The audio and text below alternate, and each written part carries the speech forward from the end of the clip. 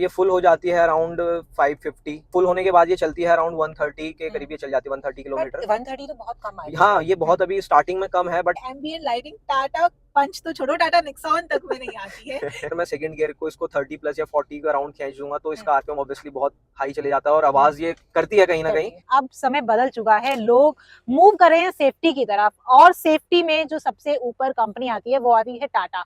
और इसका एक सबसे बड़ा एग्जांपल ये है कि मार्च के महीने में टाटा ने सिर्फ और सिर्फ पंच की सेल की है 17,500 यूनिट, और वहीं दूसरे नंबर पर है हमारी hyundai क्रेटा, जो कि हाल ही में लॉन्च हुई है।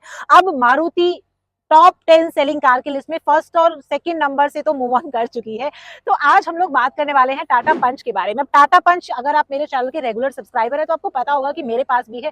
पेट्रोल वेरिएंट में ऑन करती हूँ और मैंने उसमें आफ्टर मार्केट सीएनजी लगवाई हुई है, लेकिन आज जो गाड़ी है वो टाटा पंच सीएनजी फैक्ट्री फिटेड है, वो भी इसका बेस वेरिएंट। ना सिर्फ गाड़ी मेरे साथ है बल्कि गाड़ी के ऑनर भी मेरे साथ है। ये है सूरज जी, सबसे पहले वेलकम सूरज। पंच का ये सीएनजी का आपने कौन सा मॉडल लिया और कितने का पड़ा? मैंने ये प्योर बेस वेरिएंट लिया है जो कि मेरे को ये 8,05,000 में पड़ा है, ठीक है। और उसके बाद मैंने इसमें आफ्टर मार्केट वर्क कराया है वही मैं पूरा। सोच रही हूँ कि मुझे कहीं से भी बेस तो लग ही नहीं जी रही जी है। बिल्कुल तो बाद बिल्कुल। में कितना खर्चा कराया और कौन कौन सी चीजें आपने इंस्टॉल करी है वो एक बार बता सो मैंने इसमें अप्रॉक्स 70,000 एक्स्ट्रा लगवा दिए हैं, और हाँ। जिसमें कि अगर आप देखेंगे तो मैंने ये एलईडी आगे सेटअप कर दिया है। कंपनी इसमें हेलोजन प्रोवाइड कराती है, ओके। एलईडी करा दी है, पार्किंग लाइट भी मैंने एलईडी करा दी है। अच्छा। और अगर आप देखेंगे तो मैंने ये डीआरएल भी लगवा दिया है इसमें, ओह ठीक है, नाइस, जो कि ये काफी हाँ ज्यादा ये अच्छा लग रहा है डीआरएल मुझे लगवा दिया देखने है। में भी। Yes, okay. एंड अगर मैं बाहर से बात करूँ तो ये ग्लॉसी किट होती है जो कि मैंने इसमें फिट कराई है। ये साइड मिरर देखेंगे तो ये मैंने ऑटोमेटिक फोल्ड अनफोल्ड कराया। अगर मैं इसको अच्छा, सबसे पहले आप अनलॉक की दिखा करूंगा, दो एक बार, व्यूअर को सो क्लोज करके आप एक बार की दिखा दो। क्योंकि सूरज, ये जो फिट एंड फिनिश है, आपने वो वाली गाड़ी की चाबी देखी थी जो आपको टॉप एंड वेरिएंट में ऑफर की जा रही थी? ये ऑफ कोर्स अगर आप आफ्टर मार्केट कोई चीज जा रहे हो तो कंपनी अगर कोई चीज आपको प्रोवाइड कर रही है तो वो कॉस्ट कटिंग एंड ऑल सब माइंड में रखती है। बट मैंने अगर आफ्टर मार्केट जा रहा हूँ तो मेरे को कम रेंज में अच्छी क्वालिटी कहीं ना कहीं मिली है, क्योंकि मैंने कंपनी की भी चाबी देखी थी बट उसमें मेरे को उतना फील नहीं आया, क्योंकि ऑब्वियसली जो बेस के साथ चाबी मिली थी वो तो मैनुअली लॉक एंड अनलॉक था। यस, तो इसमें जब मैंने after market centre locking fit कराई है देन उन्होंने मेरे को ये चाबी प्रोवाइड कराई है। और जो भी मैं बता दूं ऑडियंस को भी, जो भी मैंने इसमें काम कराया सारा टाटा जेन्युइन काम है, कोई लोकल काम नहीं करवाया है। टाटा के जी genuine yes parts yes obviously.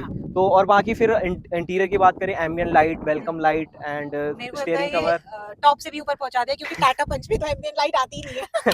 कह सकते हो बस एक सनरूफ और फॉग लैंप की कमी है, फिर तो टॉप से भी ऊपर ये टॉप से हो भी जाएगी। ऊपर ही बिल्कुल पहुंचा दिया। बिल्कुल। अब जब आप टॉप वेरिएंट अपने खरीदने का सोचा था तो उसमें कौन कौन से फीचर्स थे जो आपने 70,000 में ले लिए हैं, और वहाँ पे कौन कौन से फीचर्स लैग थे? तो मैंने एडवेंचर रिदम एक रखी थी माइंड में कि प्योर और इसको अगर मैंने कंपेयर करा तो कहीं ना कहीं वो मेरे को 1 लाख से ऊपर की कॉस्टिंग पड़ रही थी, बट उसमें भी मेरे को इतनी चीजें नहीं मिल रही थी। लाइक आपका लाइट हेलोजनी कंपनी प्रोवाइड करा रही थी, उसमें कोई सीट कवर नहीं थे, मैट इन्वॉल्व नहीं था। और अगर मैं ओआरवीएम की बात करूं तो ये भी इन्वॉल्व नहीं था, ये मैनुअल थे। अगर आपको फोल्ड अनफोल्ड या एडजस्ट भी करना है उसमें कुछ नहीं था। और ये एक बात मैं और बता दूं, इसका पूरा इलेक्ट्रॉनिक है, आप अंदर से ही वन टच करके इसको फोल्ड भी कर सकते हो, अनफोल्ड भी कर सकते हो। मैंने वही एंड बोला, सही बोला यस, कि टॉप से भी टॉप ऊपर से भी चली ऊपर हो गई गई है, और इसको आप एडजस्ट भी इलेक्ट्रॉनिक कर सकते हो अंदर से ओके। बैठ के।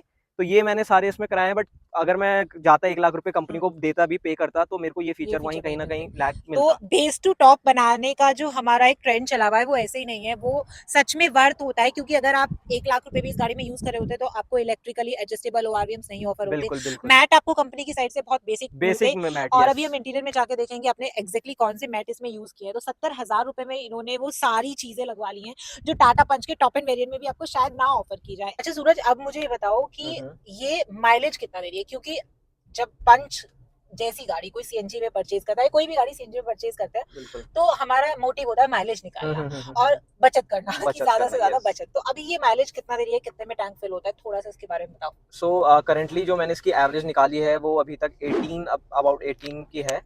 बिकॉज मैंने ये कंपनी में भी बोला है कि ये कम है एवरेज, क्योंकि कंपनी क्लेम करती है 25। देन तो उन्होंने मेरे को बोला है कि अभी आपकी सर्विस नहीं हुई है गाड़ी की एंड ऑल, तो सर्विस के बाद ये हो जाएगी। और रही बात टैंक फुल की, तो जैसे कि आपको पता है समर्स ऑलरेडी आ गई हैं, तो समर्स में अराउंड इसमें 6 to 7 kg ही जो सीएनजी है वो आ पाती है। ठीक है, दो सिलेंडर है, 2 सिलेंडर इसमें 6 kg के, 6 kg के हमारे 2 सिलेंडर्स हैं इसमें। और ये फुल हो जाती है अराउंड 550। हाँ, या वेरी करता है प्राइस, कभी 550 कभी 510, तो इतने में ये फुल हो जाती है। और जो फुल होने के बाद ये चलती है अराउंड 130 के करीब, ये चल जाती है 130 किलोमीटर। 130 तो बहुत कम है। हाँ, ये बहुत अभी स्टार्टिंग में कम है, बट मैंने भी कंपनी को बोला है लेट्स होप कि सर्विस एंड ऑल होने के बाद जो कंपनी क्लेम करती है वो हमको मिल जाए। मेरे पास जो पंच है हम्म। उसमें 650 रुपए की गैस आती है, बट उसकी सीएनजी लगने के बाद उसकी एक बार भी सर्विस नहीं हुई है और वो फुल टैंक पे 230 किलोमीटर चलती है। मुझे वो भी कम लगा है क्योंकि मुझे बताया गया था कि 250 किलोमीटर एटलीस्ट वो चलेगी, जबकि जो पंच फैक्ट्री फिटेड है, मतलब ऐसा मानना होता है कि जो कंपनी से आप गाड़ी दे रहे हो, जो फैक्ट्री फिटेड आप ले रहे हो, वो ज्यादा माइलेज देती है इंस्टेड ऑफ अगर आप आफ्टर मार्केट लगवा रहे हो।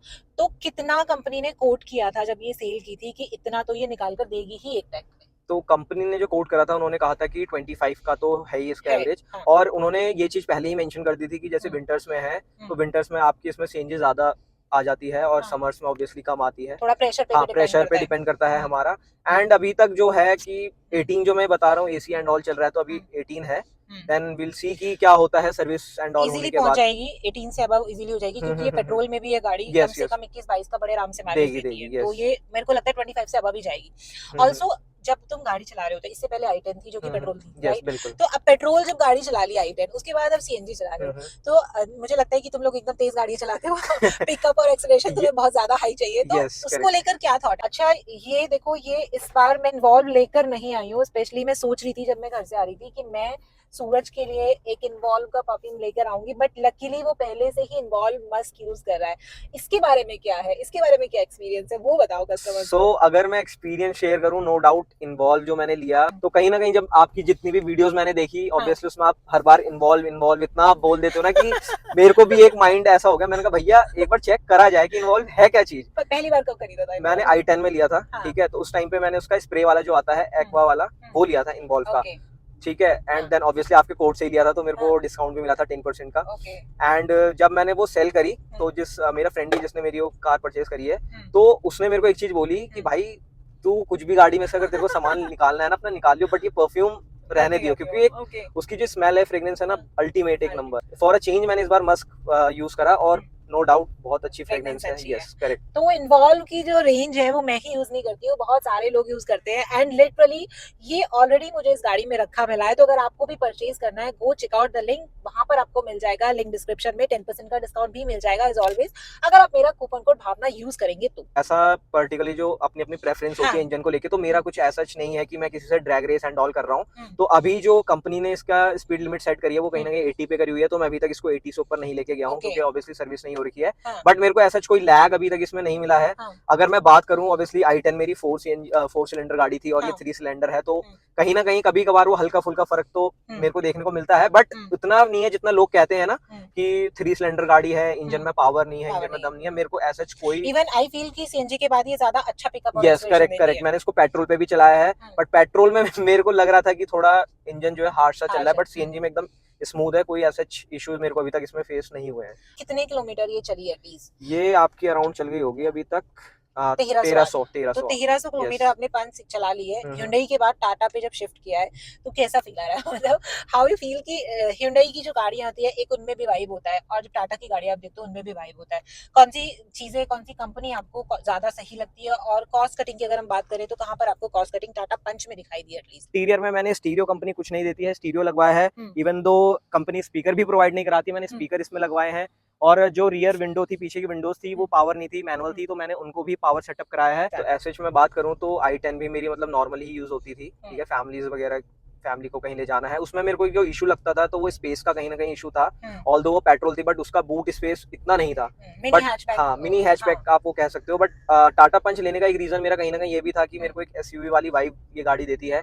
और अगर बात करूं मैं बूट स्पेस की, तो सीएनजी लगने के बाद भी इसमें अच्छा खासा अराउंड 230 लीटर का बूट स्पेस प्रोवाइड करते हैं। तो मेरे को अभी तक इसमें बूट स्पेस में कोई दिक्कत नहीं आई। और रही बात कॉस्ट कटिंग की, तो ऑब्वियसली वो हुंडई की पुरानी गाड़ी थी, तो उसमें चलाने में और टाटा में चलाने में कॉस्ट कटिंग अगर मैं बेस मॉडल के हिसाब से करूं तो टाटा ने काफी करी है कॉस्ट कटिंग। क्योंकि ऑब्वियसली अगर कोई बंदा गाड़ी परचेज कर रहा है तो बेसिक जो चीजें होती हैं लाइक स्पीकर एंड ऑल, वो तो कंपनी को एटलीस्ट बेस मॉडल से प्रोवाइड। टाटा ने क्या किया है कि टाटा ने प्राइस इतने ज्यादा कम कर दिए, इतने ज्यादा रीजनेबल कर दिए कि वो चाह के भी चीजें बहुत ज्यादा प्रोवाइड नहीं दे पा रहा है।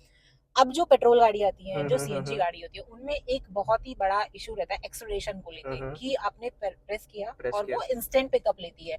हालांकि लेती टाटा सीएनजी भी है, बट नॉट दैट मच। ऊपर से 3 सिलेंडर गाड़ी है, तो उस गाड़ी का जो वेट है इसका काफी ज्यादा है, जिसके चलते ये थोड़ा सा और हैश हो जाती है, इसकी जो ड्राइविंग है वो थोड़ी सी और अनकंफर्टेबल हो जाती है।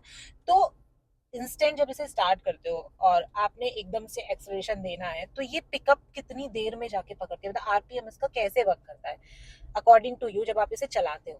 तो अभी तक मैं बताऊं तो मेरे को अराउंड 2 मंथ्स हुए हैं, तो मैंने इस पे ऐसे कोई एक्सपेरिमेंट अभी नहीं करा है, हाँ, ना मतलब स्पीड को लेके एंड ना आरपीएम को लेके। हाँ, बट जो आरपीएम की अगर मैं बात करूं, अगर मैं सेकंड गियर को इसको 30 प्लस या 40 के अराउंड खींच दूंगा तो इसका आरपीएम ऑब्वियसली बहुत हाई चले जाता है और आवाज ये करती है कहीं ना कहीं। ठीक है, अगर मैं आपको कंपेयर करूं पेट्रोल और सीएनजी में, तो ऑब्वियसली वो फर्क हल्का फुल्का डिफरेंस आपको देखने को मिलता है। बट जैसे कि मैं बोल रहा हूँ कि मेरी डेली रनिंग की गाड़ी है ऑफिस एंड ऑल के लिए, तो उस हिसाब से ये ठीक है मेरे को। ऐसे कोई 40-60 पे जाके 40 पे भी अगर आप स्पीड पे पहुंच जाओगे उसके बाद स्मूथ हो जाती है, स्मूथ हो जाती है, है ना? Correct starting correct. में एक थोड़ा सा किक आपको कहीं ना हाँ कहीं लगता हाँ, है कि आप स्टार्टिंग में सीएनजी लगता चला रहे है, हो, बट बाद यस में। यस। अच्छा सूरज, ये एम्बिएंट लाइटिंग कौन सी टाटा पंच में आती है? ये आप ये देखो, ये एम्बिएंट लाइटिंग टाटा पंच तो छोड़ो, टाटा निक्सॉन तक में नहीं आती है। ये तुमने पंच में एम्बिएंट लाइटिंग लगा के पूरी वाइब बना रखी है, ये कहाँ से कराया है तुमने काम? मेरी गाड़ी है, मैं चाहता हूँ कि वो मेरे हिसाब से मॉडिफाई हो, तो ये चीजें जो थी ये मेरा कहीं ना माइंड में था। मैं ऑल्दो मैं i10 का भी काम मैंने वहीं से करवाया था, उसमें स्पीकर एंड ऑल उसके खराब हो गए थे, तो मैं उसमें भी एम्बियंट के लिए ही गया, बट उसमें कहीं ना कहीं स्पेस नहीं था, तो वो नहीं हो पाया success ambient and all. But मैंने सोच रखा था कि मैं कभी नई गाड़ी लूंगा तो करोल बाग में ही जाके उसको मॉडिफाई कराऊंगा। ठीक है, तो मैं गया, एम्बियंट लाइट मैंने ये लगवाई है, और मैं एक चीज और बता दूं कि ये अभी जैसे जल रही है तो ये K4 है, तो इसमें मल्टीपल भी है लाइट, अगर यहाँ पे इसका एक स्विच भी है। चेंज ठीक है, भी कर यस, सकते हैं अगर मैं कर according to दूंगा your तो ये mood। Multiple Nice। लाइट के हिसाब से चेंज हो और जाएगी। दिन में इतना ये ज्यादा एम्बिएंट लाइट आपको दिखाई भी और नहीं ये अभी देती मैंने है। ब्राइटनेस इसकी हाफ से थोड़ी कम करी हुई है, और ये Okay। मोबाइल ऐप से भी कंट्रोल हो जाती है, अगर Nice, आपको अपने nice। हिसाब से कस्टमाइज तो कोई कलर ये चाहिए। इंडिविजुअल, मतलब अगर आपको पता है इंडिविजुअल ये कितने का पड़ा आपको, ये जो सेट एम्बिएंट लाइटिंग ये का, मतलब एम्बियन टाटा लाइट पंच? का जो था, इसमें क्या था कि अगर जैसे कि आप देखेंगे फुट पे भी है ये लाइट वगैरह का ना, तो ये फुट वगैरह का पूरा प्रॉपर जो पीस थे ये मेरे को 6000 की पड़ी, एम्बिएंट वाली। एम्बियन लाइट प्रॉपर। तो अगर आप लोगों को टाटा पंच में एम्बिएंट लाइटिंग लगवानी है, मतलब पर्सनली मुझे ये काफी ज्यादा पसंद है, अभी तो मैंने अपनी गाड़ी में पैसों में कुछ नहीं कराया है, ये कहीं से अंदर से लग ही नहीं रही है कि टाटा की एक बेसिक सी कार है, इतने सारे मॉडिफिकेशन तुमने इसमें करा दिए। देखा जाए तो अगर कोई बजट में सेफ्टी वाइज कोई गाड़ी लेना चाहेगा तो टाटा पंच अभी तक सबसे बेस्ट मेरे को लगती है अपने सेगमेंट की, क्योंकि बिकॉज और भी मैं मानता हूँ कि सुजुकी वगैरह और भी गाड़ियां हैं जो फीचर्स अच्छा दे रही हैं, बट कहीं ना कहीं सेफ्टी के मामले में मेरे को उन पर ट्रस्ट बिल्कुल नहीं है। अगर आप सेफ्टी आपके लिए इंपॉर्टेंट है, आपकी फैमिली आपके लिए इंपॉर्टेंट है, तो कहीं ना कहीं आप एवरेज नहीं देखोगे, तो मेरी रिकमेंडेशन तो ऑब्वियसली टाटा पंच ही है, अंडर 10 लाख रुपीज। तो दूसरा वीडियो जो है इसका पार्ट 2 आएगा और उसमें हम लोग टाटा पंच पेट्रोल जो है आफ्टर मार्केट सीएनजी वाली वो लेकर आएंगे, सूरज से चलवाएंगे और मैं चलाऊंगी ये वाली फैक्ट्री फिटेड सीएनजी, और तब दोनों को कंपेयर करेंगे कि एक्चुअल में कितना डिफरेंस आता है आफ्टर मार्केट सीएनजी में और फैक्ट्री फिटेड सीएनजी में। चलिए Suraj, thank you so much okay, अपना thank you so time much. देने के लिए। Okay, thank you.